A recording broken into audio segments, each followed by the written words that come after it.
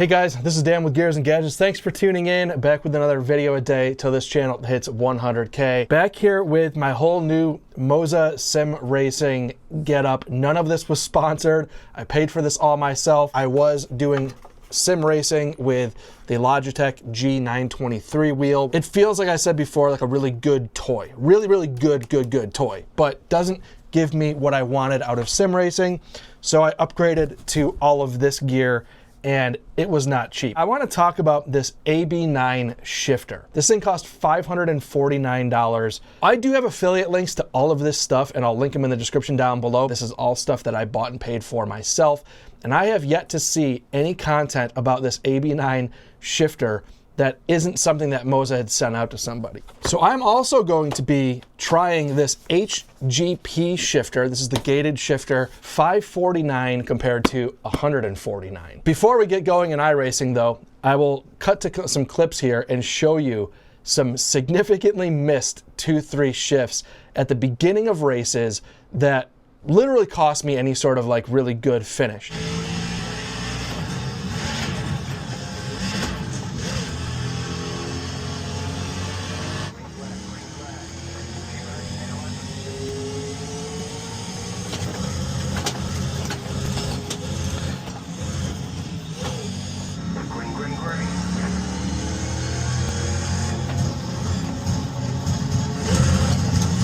Where did my shifter go?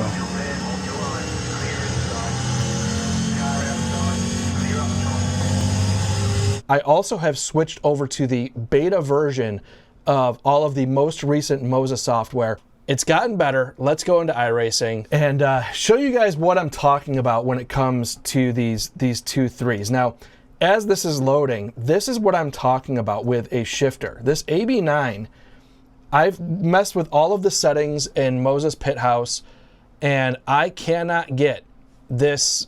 This spring is actually at 100 right now, but the fastest that it returns to center is actually pretty darn slow. And that's what's costing me a lot of missed shifts for these 2-3s. Naturally, when you go for a 2-3, there's kind of a push up. But if that return spring is slow, you actually end up not really pushing into first gear, but actually pushing through the gate itself. There's a lot of conversation about how these gates are a little bit vague, and I do sort of agree with that, but I don't think you can actually push through them enough to make it a problem if they could make this return spring be faster, because that's what's kind of, in my assessment, missing in this 2-3, is you kind of confuse the shifter when it's like halfway through return. So you need to kind of like do that return yourself. So let's fire up and go here.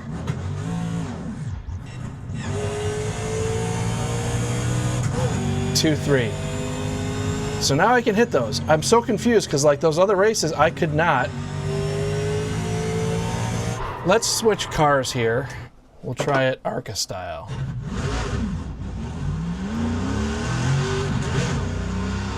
All right, 2-3, no clutch. There we go. Now I can't get it to miss the shift. So I think the firmware update changed something about how this was all configured, because I was having a heck of a problem with this. And I just basically was like, I couldn't. Let's go clutchless. There we go.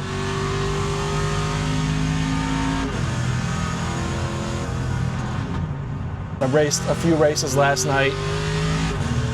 I wasn't missing any 2-3 shifts yesterday. So I think this is where I'm at. I think the missed gear shifts are gone. I think there's a level of me sort of figuring this shifter out. There's a learning curve with it a little bit, but it's gotten better with whatever this last beta firmware update was, which was promising. When I bought this thing, I kind of had this idea, like I knew I was early adopting and it might be a little bit painful at first, but if this is a sign of things to come, I'm probably going to keep this. But I think I want to hook up the HGP shifter now and see, is this worth the extra money? Would I recommend splurging for this shifter? A couple days ago, I would have said absolutely not. sitting down and going through a lot of the configuration stuff in beta software, having a couple races under my belt now with the new firmware and everything, I think maybe it is. What I love about this shifter the most, it feels very, very real. To me, it feels like a regular manual transmission. The fact that they're doing this with motors blows my mind.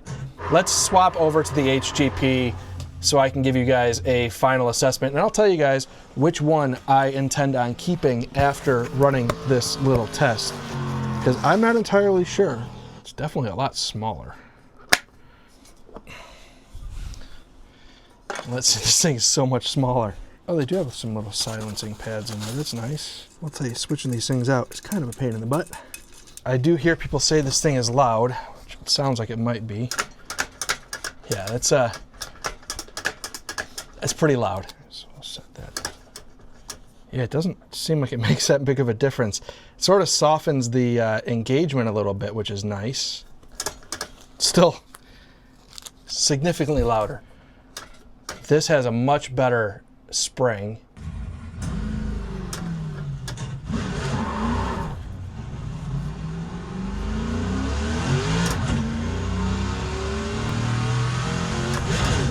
Oh, it's different. It's too loud. I don't think I'm going to keep it because of how loud it is. Ah, but it feels so good.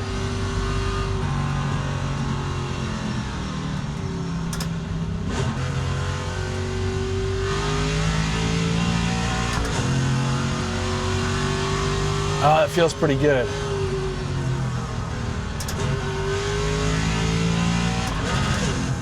I missed there. That was my fault.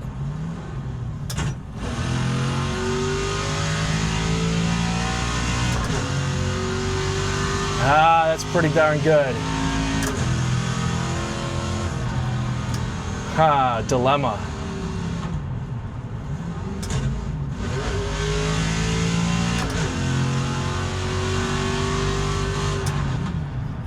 Switch cars.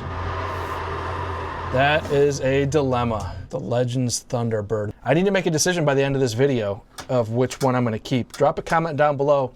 What do you think? Is the AB9 absolutely insane? I mean, I'm telling you, build quality on the AB9 feels that much nicer than the HGP. And I don't mind buying nice stuff,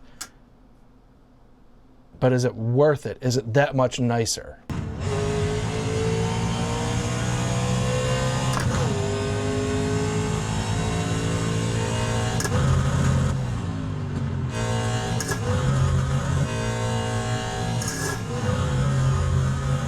All right, let's slow it down and run through all the gears again.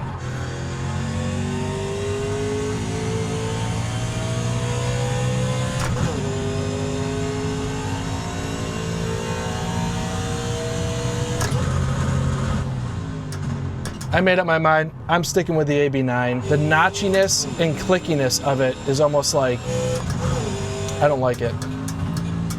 I like with the AB9 that I can change the shift pattern.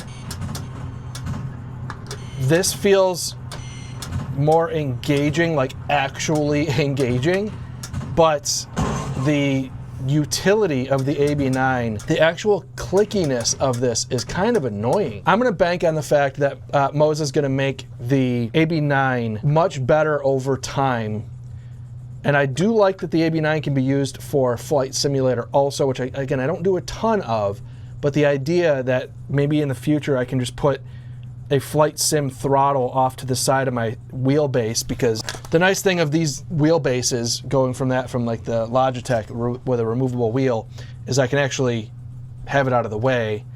So maybe just, yeah, I'm sticking with the AB9. Let's see if I can show you guys the inside of this. This is all motor driven. And I'm also doing this because I'm interested to know if maybe they eventually sell an adapter plate here for the shifter where you can order it for like the way that you race the most, for the actual setup that you want, where the gates that are in here are less reliant on the motors and have a little bit more of like an actual mechanical assist. Jeez. Wow, that's pretty wild.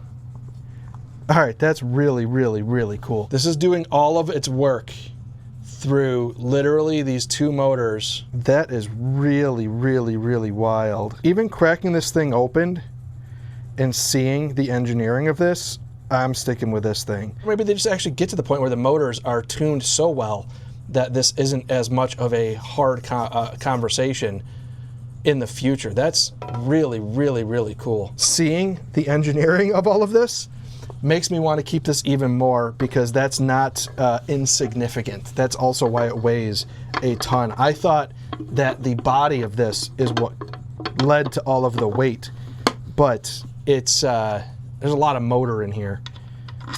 Now the other question is, like, and I've seen other people complain about the HGP braking, and you know, I guess the concern of this AB9 braking is a lot more significant. There's a lot more moving parts, and with more moving parts comes concern about longevity. So that's also something you have to weigh when you're making this decision yourself. But my ultimate goal here was to give you guys my unbiased, truly unbiased, because this is my financial decision that I'm making with which one of these I'm going to roll with. And I just think in terms of the feel of a sim racing rig that needs to be adaptable across a bunch of different cars, this is the way to go. It has a little more work to get where I think it needs to be, but I think it can get there, and I'm going to bank. And I don't buy, I'm the biggest, firmest believer in not buying future roadmap when it comes to technology, because there's a lot of products out there that just are complete disappointments based on broken promises.